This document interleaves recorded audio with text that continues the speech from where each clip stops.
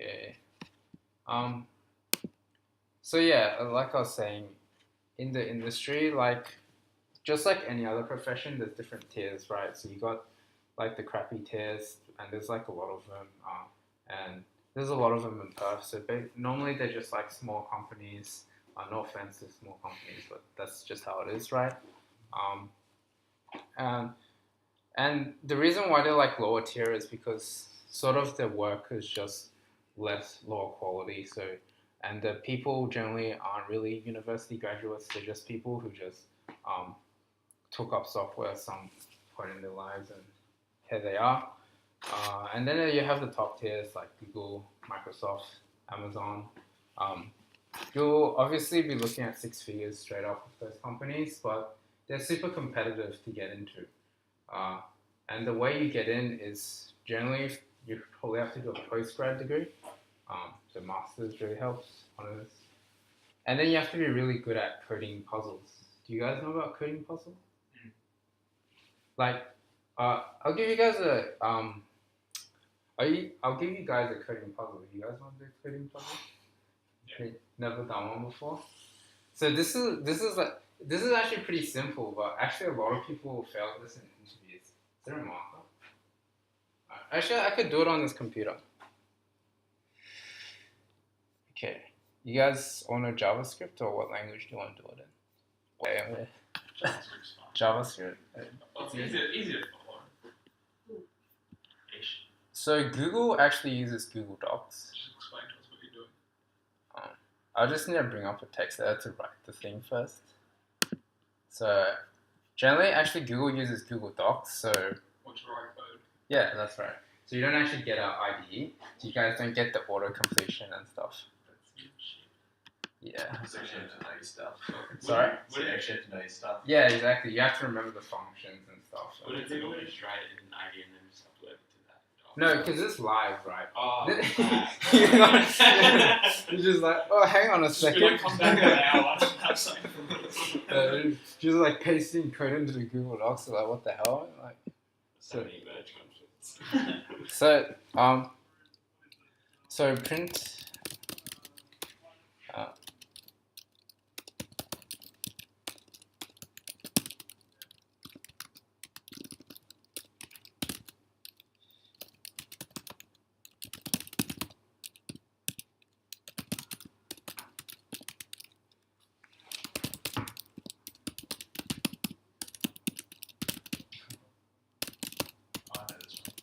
Oh, you done it before? Yeah. I think I watched YouTube video. I like the super common one. I find it. I'll do it. Do you already know? Go ahead and do it. Alright. I'll enlarge it. It's the first one we've done that. Oh, yeah. It's a very common one, but apparently a lot of people can't do it for some reason. It's super simple though. The one that you have to write it. Well, I guess it's like difficult when you have like pressure on you, you know? Like, and you're trying to do it live. It's like you go through all the numbers 0 to 100, then if it's divisible by 3, you print it, if it's divisible by 5, right? You write Bars, Yeah. So you just check the modulus of each number. Would you a non-modulus? Alright, you guys can't read that? Wait, let it go. Is that big enough? Yeah. Alright. Yeah, so basically what you said, print out numbers from 0 to 100 if the number is divisible by 3, print out fizz. If the number is divisible by 5 and not 3, print out buzz. So how would you start? Like, what's your thought process? Yeah. For like what kind? Int I. Okay, you guys can tell me. Int I. No, doing C here. Slash I equals 0. Oh, right, okay. Yeah. There's no types unless you're doing TypeScript. Are there breaks? Sorry? Are there breaks? Yeah. Yeah, there's breaks. I less than 101. Yeah, are we including 100? Oh, Yeah. I being one. Inclusive. Oh, no, it's never mind. It's I just do it. I said I less than 101. Yeah. Alright. I less than 100? Less than equal to. Oh, just 100. No, yeah. It's a good stuff. Good stuff. And then plus Yeah. plus. You can do it. If I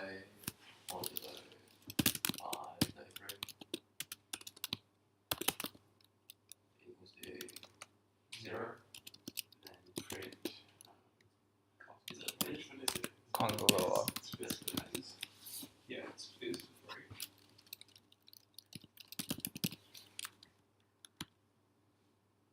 In the same format, yeah.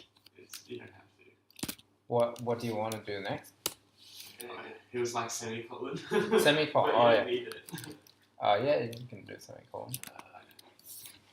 It's only print out bars if it's divisible by 5 and not by 3, right? Wait, what about, don't you need this buzz it if it's both? Well, that's the next stage. This is normally in an interview, right? They will only give you like the one stage, and then when you do it, they'll give you another stage. Okay. Yeah. So then you go, if I mod 5 equals 0, In the same. and so I mod 3 does not equal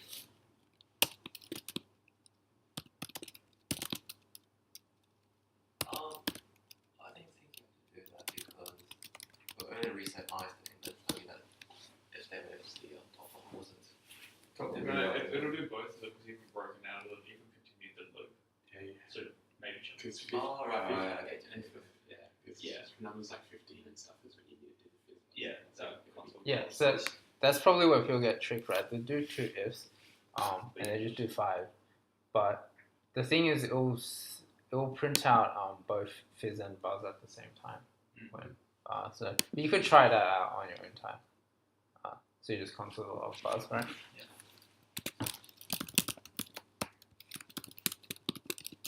Do they really use some Google interviews? Like Fizzbuzz? Nah. Good.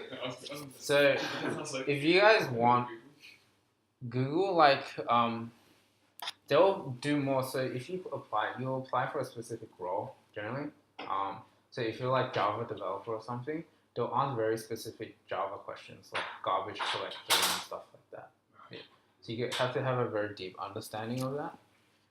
And that's just the nature. So is that it? I could put down the number as well. Yeah. It's neither of those. How do you just gonna chuck it on? Or, No. Because you're meant to replace it right with Fizzbuzz, not print the number. yeah. So how do you want to write the code for that? Maybe Java continue into the if statements, and then like if it reaches the bottom, you just print the number. You know what I mean? Like that? What's the interview statement do? It'll skip to the next loop without executing the rest of the code. Yeah, Actually, would you But if it's divisible Right. by 5, yeah, you could just now we're check. not going to have anything printed out. You can do an empty return as well. Just Are you sure you can do a return? actually no, you can't because We'll break out the entire Yeah, thing. but I had this Java project and it was stuck. It was hard to like get out of the loop without triggering the null return condition. But if you just did an empty return in the loop, it got out of it. So I was so happy that I found that trick.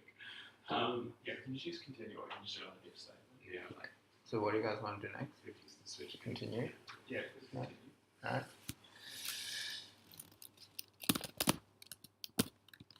Alright. And then just put the number at the end. Like where? Just there. Here. Alright. Print the number. Console function. And I. Yeah. Okay. You guys think this will work? no. Wait. No. You Yeah, haven't both will be printed. Should be printed when it's divisible by 5 and not 3. But that second if statement. Oh yeah, it's meant to be not equal to 0. Catch. Alright. Oh, Anything else before we try it out?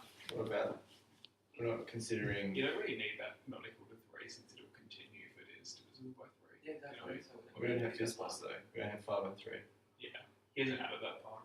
Oh, that's another question. Okay, so let's assume. I feel more comfortable just assigning like fizzle bars by using like a string. Just like a variable. Yeah, because that's just because the console logging just a bit. So you want to iffy move there. this? Console logging full, but it's just a bit iffy, man. Because what if it's not gonna. Because for some of them, right, like you have console log digits and it'll print that out. Otherwise, it just prints out the number. But we could have it print the number and the thing and the condition if we had a variable. But they're right, doesn't matter. It's not a big deal. It's just It sounds complicated. no. I was just saying print the number There should and be- the condition. A continue in the first loop. That's not what it says. First loop. Yeah. The first if statement, sorry. Yeah. What about the continue? Well, sorry, are we doing fizzbuzz or not? Because if we are doing fizzbuzz. Not yet. So the Oh, question is not yet. Yeah, it will. If it actually fizzles, we can get rid of that. It was taking quite a while to do the first interview question. Okay. That's collaborative stuff. Yeah, and the thing is, you can't even test your code because it's in Google Docs. So I don't even know. Alright, Yeah. we'll try and see what happens. You guys ever done an online interview? Like that? Yeah, I have. Oh, okay. How'd it go? Pretty good. So, which company was that for? This one called Canva in Sydney. Oh, okay. Oh, sick. oh shit. So yeah, that looks pretty good, I think. Oh. So I guess you have to check when it's like divisible by 3. It doesn't print out like buzz as well. So what's divisible by 3? Yeah. Oh, okay, we'll start from the beginning. 15, 45. 3. Yeah, that looks good. Wait a second. Why is it printing buzz? 0. Oh no. Oh, yeah. Right. But see, that's the thing with programming, right? It doesn't have roaming. It's like you can get like mostly everything right, but there's always this thing that catches you out. And if you think of this as a real world programming problem, like this could potentially like kill someone or something, like. But it's so hard to sort of catch, you know, just by looking at this. Like this looks pretty good, but like edge cases, so you gotta just be aware of that stuff. And that's really why programming is hard as well. And it just comes with experience. Like if you fail, and you know, hopefully you don't kill someone when you fail. But like maybe something less sort of, you know, bad. Like you can't click a button, okay? But yeah, that's the kind of interview question. Unfortunately, you guys failed it.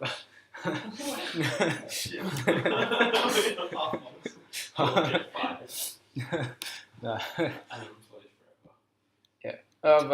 Yeah. The trick to those is just do a ton of them and hopefully they reappear. Because there's only a pool they can really choose from, you know. Are there like websites for that stuff? Yeah, there's even a book. I think it's like Cracking the Coding Interview. Yeah. Yeah. Hack around quiz. Yeah. Yeah. Oh, no, Mr. President. Hi, Oh, what's he doing now? What are you What's doing he- here? I'm doing a nice presentation. Alright. What's up, guys? What's the other one? It's HackerRank. Yeah, hack around does them. I get little emails for them and I do them. Yeah. sometimes. Yeah, they're pretty I get good. so frustrated. So like the harder ones though. Yeah. Oh, Yeah, it gets really hard. Just question of life decisions every time. Yeah. You gotta be like a junior sometimes to beat those. So what's currently in the industry, I guess, you guys probably haven't heard of a lot of these. So, front end React. So this is like the sort of dank timeline of things, and you can see how fast it moves as well. So right now it's React. Previously it was Angular, and it was only 2 years gap, literally, and they just shifted to React. So you can imagine how fast you sort of need to retrain yourself in the industry. And then it's jQuery before that. And then before jQuery, it's like, yeah, the dark ages. So like, it's really difficult to do anything. So the thing about web dev is that's different to a lot of things is you have to account for so many devices. If you think about all the different kinds of devices that use a website, it's huge, right? Can you guys like think of all the devices? Like you don't even know. Like think of like a phone, tablet, screen reader, desktop. Like on this, like I'm sure like if I showed half the websites, it would probably look really retarded on the screen because it's just so hard to account for all of them, right? So that's why you have to use frameworks or to somehow deal with it. So that's why it's really hard. You have to deal with so many different things, and also browser versions, another one. So that's one of the things. And then backend is really anything. Like I was saying, you can really use anything, but I'll go into what sort of the professionals like though. There's like what they use, but there's also like a preference. So do you guys know any of these or half of these? Rails, Laravel.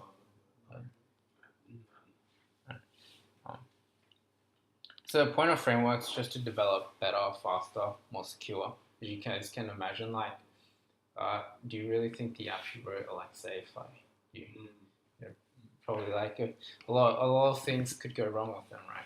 So you probably want to have something that's secure already.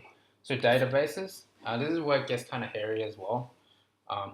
So I'm pretty sure you guys know what SQL and relational databases are. Do you guys know?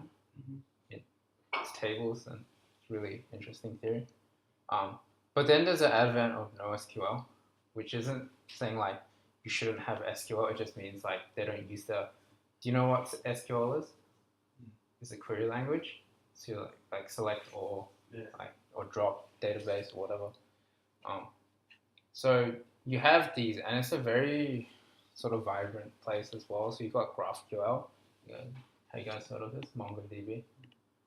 No, I've heard of Mongo, Yeah, you might use it for Agile if you guys did Agile.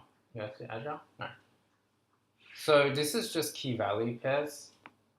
I feel like it's a lot simpler in some ways rather than a relational database with the foreign key joins and the primary keys and all that. Like this is really simple, just key value document store. And the cool thing about GraphQL actually is that you don't even need a backend anymore. It's sort of self-descriptive. Just play around with it if you're interested. So Webpack, this is another confusing thing. So I don't know how far you guys got into webdev. Did you guys do Agile? No? You did? Yeah, I did. Yeah. So do you know about hot reloading and stuff like that? Hot reloading. So imagine this, like, isn't one of the frustrations like you have to keep refreshing the browser, right? Actually, you don't have to. There's something called hot reloading, which automatically refreshes the browser. I don't know why they keep looking like. Shouldn't you guys be doing work? Like, Yeah. you guys have something like to do, don't you? So that's what Webpack does, and it's super common now in the industry, and you'll have to know a little bit about it. Just be aware that it exists. Babel. So that's the thing that I alluded to earlier, where you have to support so many versions, like browser versions. Obviously, they don't support like all the new things. Like, for example, if I go back to my, it doesn't matter. So, do you guys know about this syntax? It's an anonymous function. You guys know about that? Alright. I don't remember that. But anyway, this actually exists. I'm pretty sure you know what this is, right? Function. Yeah. But a lot of browsers don't support this syntax, so you have to use Babel to sort of convert it into this equivalent thing. What's that function doing? It's just an anonymous function. So, for example, callbacks. You know about callbacks, right? So, do you guys have something in the code that can? I'm pretty sure you guys have a callback. I just gotta open the code. What's a callback? So it's like a function you pass into another function that. So if I just show you the code, I think it's more intuitive than me just trying to describe it to you, because you're already familiar with the code. Code is recorded. We're referencing the object we already in. Is that a callback or not? Yeah, I'm pretty sure you guys have a callback in. It's probably the most common thing in JavaScript and the most confusing thing, because most other languages probably have something similar, but it's still weird. Basically, like, imagine you have like this slow function, like maybe it's a timer or it does something for like 10 seconds. It's a passing one way to wait for it to finish. Yeah, that's right. So you don't know when it's going to finish, and you also want to do something afterwards. So you pass it a function so it can execute Like after. the complete function on the passing one, we have to wait for it to automatically do it when it's done. Okay. So I'm pretty sure you guys have something, Yeah, right? it's just that. Yeah, that's right. Yeah, like right here. Yeah. So you have the complete. So, and this is an anonymous function, like all the way here. Because it's anonymous because it doesn't have a name, right? Normal functions have a name. That's a name, right? This doesn't have a name. Do you know why it doesn't have a name? It's only used once. Yeah, something like that. Because it doesn't need a name, though, right? So Well, you could create a function that does that, but there's no name. yeah, so you could like write like It'll just take up memory for no reason. memory is pretty good nowadays, though, unless you're doing something really, really serious. But this is an anonymous function, and you could rewrite it with the arrow syntax I was talking about earlier. So it's just a little bit. So it'll look like this results, and then like your console.logs and stuff like that, whatever. So yeah, that's a callback. So basically, what it's doing here is when it completes or whatever, it'll run your function. This function here. So you just don't know when it's gonna run. So that's a callback. Does it make sense? Yeah. Is that clear? Just tell me if it isn't. I'll try and think of some other way to explain it. So yeah, that's the point of Babel. And the things I'm saying here are like, they're not specific to anything. Like, this is super general. Like, this will exist in every project you work on. So whatever project you do, if it's related to web, it's gonna have this in it. Also Node.js. So JavaScript is normally in the browser, and what Node.js allowed is to take it out of the browser. So by taking it out of the browser, you can build a lot of other things like desktop applications, servers, whatever you can think of. Like VS Code is actually written in JavaScript. It's Electron. Didn't know. You know? Right? You can look that up sometime. But yeah, it's actually in JavaScript, so that's quite interesting. And testing. I wouldn't go into testing because one, you wouldn't even use testing until like in a year or two time. Like when you start web dev, you probably wouldn't even test. So what sort of problems would you start using Node.js for?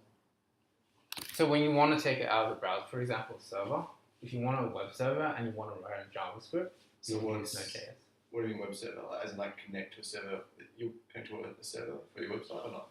Yeah, so a web server is like it's like I guess it's kind of hard to explain, but it's not in the client side anymore. It's not on your computer.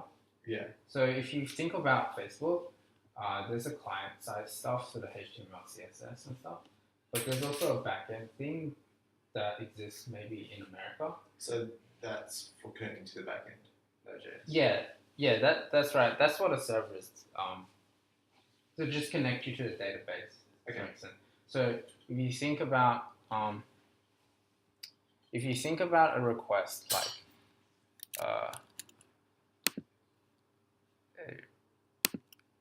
just think about like a normal request like this, right? Think about what it's doing. Firstly, it would have to go to some server, right? Like the only way this can be delivered is if this goes to some code. Like some code has to execute that, right? And the code that executes that is probably a server. Yeah. Does it make sense? Like yeah, it goes routed through. Yeah. So if we visit like google.com, right? The only way that you can get content is if that your request is executed somewhere. And the way it's executed is through a server. It's just the term they use, a web server. So a web server is the same as a server. Yeah. Well, it's just connected to the web. Okay. Yeah, that's right. And it's actually super similar to your code that you write still. It's still code. It's just not on your computer. It's just on another machine, that's all. Okay, so when you put your website live, it's actually existing on the server. And it's saying like when I request something, do these few things and send this stuff back. Yeah, that's right. That's exactly what a server does. Okay. So you don't know what it does. You probably don't want to know what it does.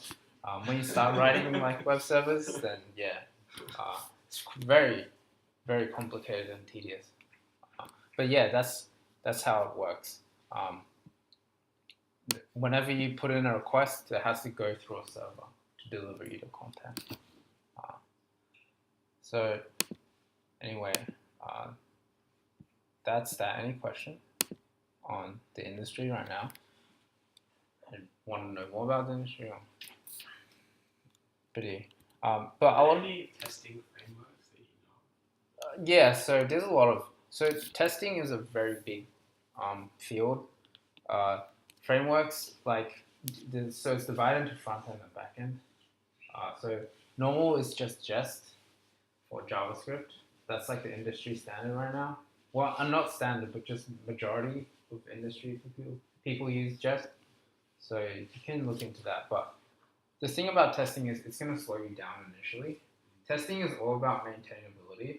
So if you think about your code, like, aren't you scared that you could make a change and it could break something? Yeah. Yeah, that's a super common thing, right? Like, have you written something like 1,000 lines and you're scared you're going to change a line because it's going to blow up the whole thing? So you need testing, right? So it'll know that if you change something, like which part, which function is going to break, which function is going to get affected. They're super powerful, super important. But the thing about testing is it's going to slow you down initially, especially if you don't know which direction your app's going to go. Like, you're gonna, if you, for example, our app right now, right? There's a chance you could scrap something, like you're not going to use the algorithm anymore. And if you wrote tests, if you spent like half a day writing tests for that, and you throw it away, you kind of wasted half a day, right? Does that make sense? Because you wrote tests specifically for that algorithm, and then you just scrapped it. So it slows you down. So there's a trade-off. Would you ever write testing stuff for like university projects? Yeah, I'm pretty sure there's a testing unit. Would you? Probably not, because they're pretty simple, like 100 lines, 1,000 lines. You wouldn't want to anyway. There's no point. Only in the industry when things are like 500,000 lines of code, it's a necessity then. So what does testing code actually do? Does it just test all the inputs and outputs or something? Like, you tell it like what you want to input, and then you tell it what it should be Yeah, outputting, so and run the code and compare. Like there's JUnit and stuff, but like what? use like JUnit and stuff for Java. Yeah. It's like you have like a function, and you know when Java, you know for a certain input it should give you this output. So you give it a couple of examples, And and then it'll automatically run tests and like tell you whether you it's get right. like create some variables. It's really cool. Yeah, that's right. Like, for example, you could wrap this in a function, right? Like, function, print 100 or something. Doesn't matter. And then you could test this if we just pretend we like return like some value, like return the values or whatever. And then we have a testing thing. It like really boils down to this, like testing, and then we just call print 100, and like what you said, just assert. And it can be something literally as simple as this, and it's like dot 100, right? It can be something. Assert is just what try these values out. Yeah, and it will either like give you true or false, and that's it. And that's just testing, like in a How does it know something's true or false? It can if it's matches equal, like because it's doing yeah. comparison. Yeah, that's right. If it's equal. Yeah, So it compares like the output of the function print 100, Like- and then the value you give The it. expected value. yeah, So you tell it what it should be making, what it should be outputting, and then it compares if it is outputting properly. So how do you figure out what it should be outputting? Just a by hand. Okay, so manually do a few and then see if they. Yeah. yeah. There's a lot of This ways. is- Yeah, that's right. It gets much more complicated than that. For example, the snapshot testing. So if you want to test like a sort of website like this, right? You take a screenshot of this, and then you compare the output of your program with the screenshot, and that's snapshot testing. So, but the sort of essence is still true. Like you're just comparing to like one variable and like a fixed variable, and if it's correct, then your test's good.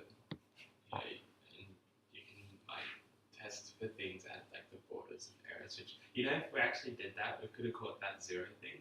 is if you're testing at the borders, you can test what happens at 0 at 100, and then at specified values like 15 and stuff. Yeah. So I could have caught that for the. It would be pretty extreme. Well, It switched started on. having, like testing and like a physical and be like, yeah, do we just crack out the test? Oh, Yeah. you failed, guys. Yeah, that's right. Didn't seem very in success. Yeah, testing is super important. Just keep that in the back of your mind. So anyway, before we move on, like this is the desired tech stack, if you guys know. So this one is basically telling you to use just Postgres relational database by default. Shit. To give you context, this is from Hacker News, if you guys know about Hacker News. Basically, it's where like a lot of VCs hang out. And it's like super top shit, like Silicon Valley level. And so this is probably a full-time developer, and he's showing us what is the preferred thing right now. So this is literally like right now. So Postgres database, so it's relational. And then he suggests Django or Rails. So Django is Python and Rails is Ruby. And then he gives front end as React. I would actually disagree with him here. There's something called Vue. It's not about Vue. Yeah. Probably look that up. Basically, it's like React except more high level, so you can do a lot of things quicker. Are you guys familiar with that term, high level, right? Like high level programming languages, low level programming languages, like Python and C, and that's kind of similar. So React is like C, and then Vue is like Python. You're just more productive. So that's what is suggested to use right now. But what is it in Perf? It's a little bit different. It's actually C#, ASP.NET for the backend, and React and also Angular. Probably still a bit more Angular. Angular Enterprise. So this is Enterprise, not like some random dude on the street. Now Excel is actually huge. I think you realize in your job, right? Excel is like a massive thing. Everything's Excel. Yeah, I was trying to learn a bit of VBA to try and help out with stuff as well. Yeah, exactly. VBA is super important. So, oh shit. Sorry. What's VBA? Visual Basic. Applications. You No. can write like macros and Excel. Yeah, Basic. Something like that. Visual Basic I think Advanced. it's Visual Basic. This is an I A think in it's it. just Visual Basic. But there's an A in it, so I don't know. It's for basic. Or maybe, yeah, it could Yeah. be basic. I don't know. It's a scripting language. And super, Ready for writing Excel. yeah, macros, that stuff. So if you want to get industry ready, to learn some Excel and VBA. Have you used it at all in the industry? Yeah, for sure. Like, everything is like that. There's so many VBA scripts, like, they just want you to do. What sort of stuff would you have been doing? So for example, they wanted me to automate this login and then download a file, like that stuff. But it's actually super hard in VBA. Yeah, VBA's Like the documentation is archaic. Like I don't know why it still exists. It's like some dude wrote a post in the 1990s, and I'm like, I don't even know if this shit still works. Because I think it was Versace or something. They were presenting and I was saying how they use VBA for a lot of stuff. And they were creating a sort of like an interactive map for some company, so that they could see like all their mining processes in like South America. Yeah. And they made it using VBA. And I Yeah. just imagine like, surely that's the biggest pain. Yeah, exactly. It was like a desktop application, but written in VBA. Yeah, it must have been insane. But the thing is, the people in the industry are just used to it, right? They're just used to like 10, 20 years. Like you'd be surprised. They're like 50-year-olds actually a really good programmer in VBA. Like you see them in his desk. You might be a better programmer than you in VBA. So, but that's just how it is. Maybe it's up to you guys to want to change that, right? Like you guys are the next generation. Like just no one take any VBA Yeah. jobs, right? like you can. I feel like they're still open. Like I feel like in the industry they realize like they're pretty outdated and they want to change. But it's just hard. So you guys could help that. And then SQL database. So your relational. Like honestly, the single most important thing I found was my like SQL unit. Like I still use that stuff, that relational stuff, the select, count. Yeah. So that's just perf. But just learn whatever interests you. Like this is probably the number one advice. Like just think of something you want to like think of a project and just build it out. Like just don't get bogged down with all this sort of stuff. Just like get started. That's all. So do you guys have any like apps you want to like do? Like any ideas? Maybe. Yeah. Well, I mean, a personal one that you have an interest in, right? For example, a good one is like a blog, right, or a personal website, like a portfolio website. Yeah. Yeah, you guys want to make that, right? So that's a good project, isn't it? Right? You guys want to make a portfolio website? Yeah. Hopefully you can after. Just put the website on the portfolio because I have nothing else to do. Yeah. It's a good way to learn. And it's much easier to learn that way rather than like me like just telling you because it won't go into your minds. You know, just be deflected out. But the best way is just to get into the industry, like just so you get stress and pressure. yeah. So yeah, you need that, right? Because think of when you guys are the most productive. Like it's like the last day when the assignment's due, right? Yeah. I feel like that's how uni students operate. Like they need that sort of like external force pushing on them to make them really productive. But the honest truth with your first job, you're either going to become really bored or you're going to burn out. And that's just the nature of software. It's just super boring. And if you're not bored, you're just going to be super stressed because the learning curve and the gap between what you know and what you need to know is just so huge.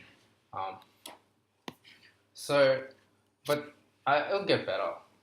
Or you could just switch. I don't know. It's good though. It's good. Despite all the shit talk I give, it's still pretty chill. Like you know, you don't have to go out in the heat or whatever, and you get to like sit on a desk. I don't know. I guess that's fun for some people.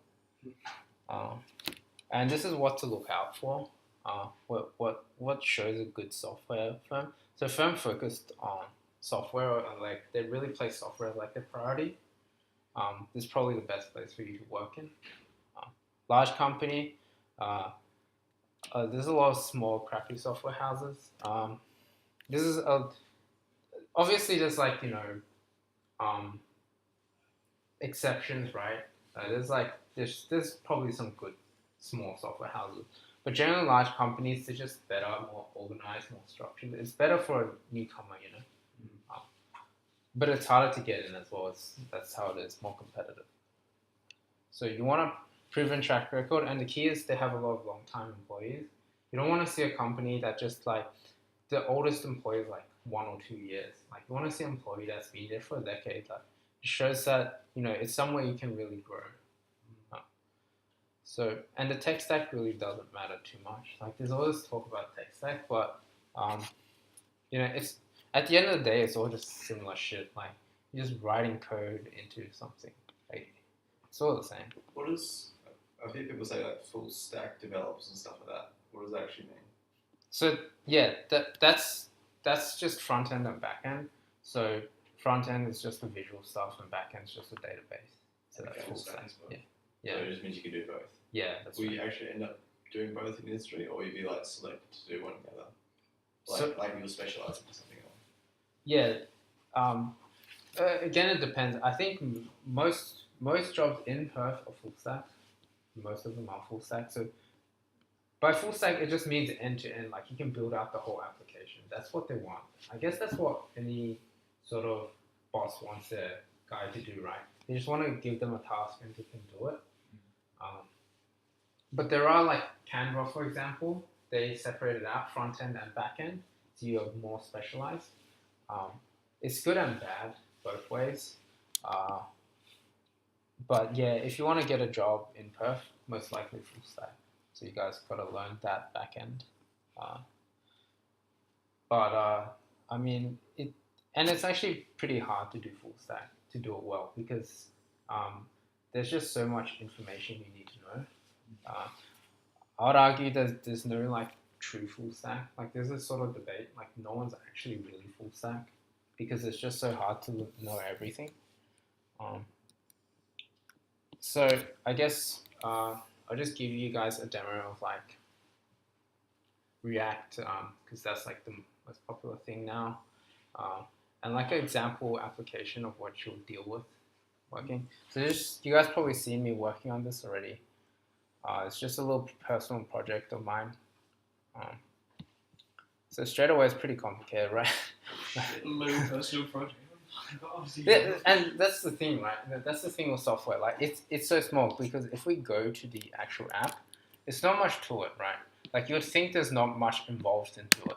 Like if we just log out here, if I can. Oops. So it's just a simple thing that you use to write, like just like a normal sign up form with like, fields that you would expect to be easy to do. Yeah, the fidget spinner. But it's actually not, and there's still a lot of code. I'll estimate there's like over 1,000, 2,000 easily lines of code into this. Oh, so you're writing budgeting now. Yeah, that's right. Oh, let's see. Yeah, notice the name Budgie. And you just enter expenses and this stuff, like just smallest things are just so hard to do. And that's just for programming, I guess. I guess you guys probably have realized that, like, especially C, like smallest thing, like just writing a loop is a pain, I did that job, after the C, Yeah.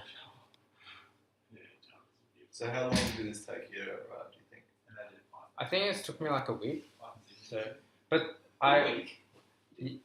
2,000 lines in that week. yeah, but I had to learn as well. Well, I mean, I'm pretty hardcore. I've been working on this full time, so. That took me so long. So there's other things, but it doesn't matter. It's not really important. Like, So It's- what can it do? it's just a budgeting app to like look at your expenses. For example, this is actually this math actually hurt my brain. So there's two values here: the expected monthly credit and your actual monthly credit, and your spent and monthly credit spent. It's kind of confusing. But basically, the idea is you have a yearly budget, right? And this is the amount you want to spend in a year. So the key is to figure out like how you're going to break that down, like how much you're going to spend each month. And it's actually complicated because sometimes you're gonna overspend and sometimes you're gonna underspend and you're gonna like carry that over. But that's not even related to software. And that's an example of something like software. It requires a lot of domain knowledge as well. So if you're mining, you have to know mining as well. So it makes it kind of hard. So why make it like this sort of skinny app, like phone sort of thing? Why not make like a full web page? Well, this is actually a feature of developer tools to make it like that. I just want to use it on my phone, right? Because normally we use our phones mostly. But like, will this be an internet page on your phone? Will it be like a Yeah, that's right. It can expand, right? So this is a phone view and this is the okay. expanded view. That's a bit nice with the phone view. All right. Yeah. I made better applications. This is like a pitch, or just like that's looking good. Asking questions. Next Yeah, minute, he's yeah, like, that's- Hey, if you ever decide to sell this, you let me know. Yeah, probably not just yet. The main goal is just to learn for me because I actually don't know React. But I have to in my new job, so I'm like, oh shit, gotta start learning React. So this is what you're gonna expect. So this is the file structure. Let's take a look at the file structure. You got components, lib, modules, pages, server, static. So this is all really confusing already. But that's just how it is because it's just so complicated. But basically, it's separated into front end and back end. So this is back end. So this was GraphQL I was talking about. So this is a schema. Yeah. Have these guys do you guys know about schemas? Surely. Oh, like Yeah. when we do database. Yeah. Oh, you don't know about schemas. So basically, you have to map a data model a lot of the time. So if you think about a user, you have to like the way to store it in a database. You need like a structure, right? You can't just like randomly chuck everything into a database. How are you gonna retrieve that out, right? Is it like a class then or something? Or? Yeah, that you could think of it as a class, and these are its fields. That's one way to think about it. But schema is just a structure, though. It's not actually a sort of programming thing, because class is like more programming specific, right? This is just like a structure. Okay. But yeah, this is what it takes to build out a full website. But the more interesting things I think for you guys are probably going to be the git ignore. So, do you guys know about git ignore? Yeah. So there's a lot of files you don't want, and a really crucial thing is like your passwords and stuff. You probably want to not check that into your GitHub, otherwise your whole site is compromised. And so you got that. Just use that in your next project, so you don't release anything dangerous. And you can actually nest them into folders. Did you know that? Right. So just git ignore specific folders. And then there is this thing, so something called linting and formatting. I think they've already covered that or talked about that. You guys know what that is? So I'm sure you guys had that issue, right? Let me bring up an example. Shit. I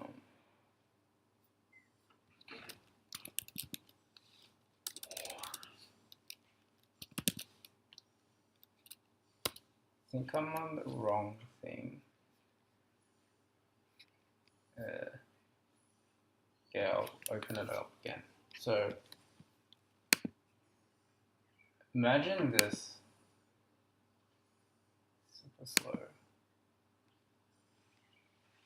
So imagine you guys have something super long, right? Like you guys want to like properly format it. Haven't you guys ever typed something in and you just wish it like formatted itself correctly? You spend a lot of time like trying to fix the indenting, for example, like alignment. Like actually, there's a super easy way to do it, and it's called a formatter. And I can just run a function here called npm run format, and it just formats everything for me. And you can see like straight away it's already like formatted nicely and everything's indented perfectly. So you probably want to look into that. It's called Prettier, and I got a secret code for you to copy. You can just copy this code somewhere, sometime, I don't know.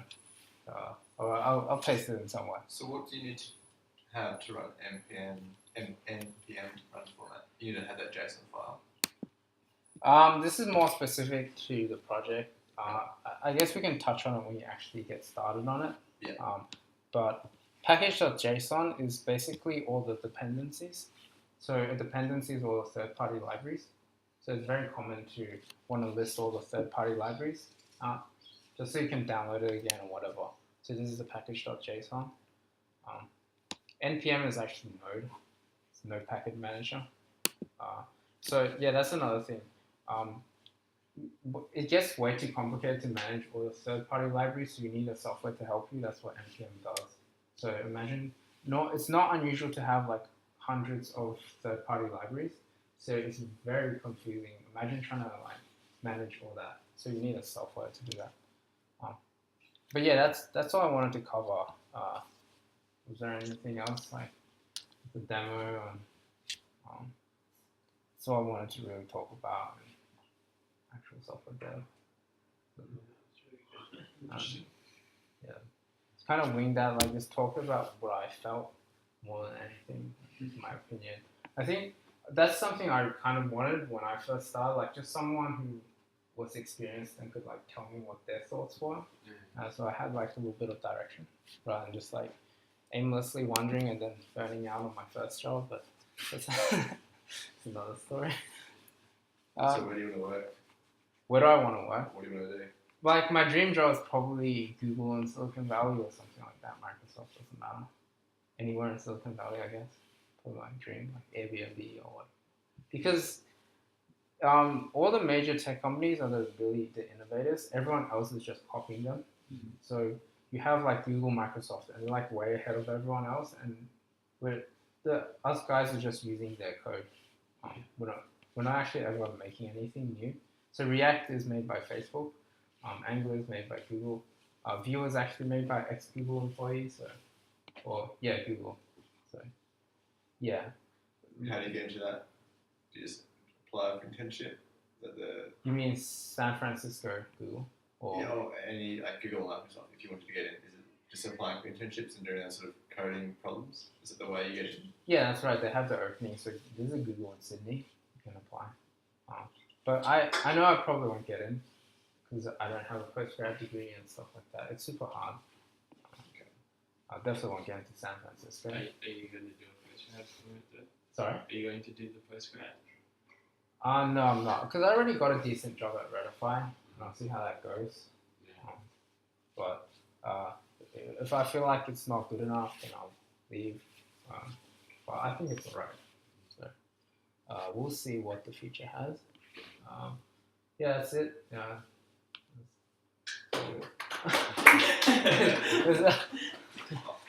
you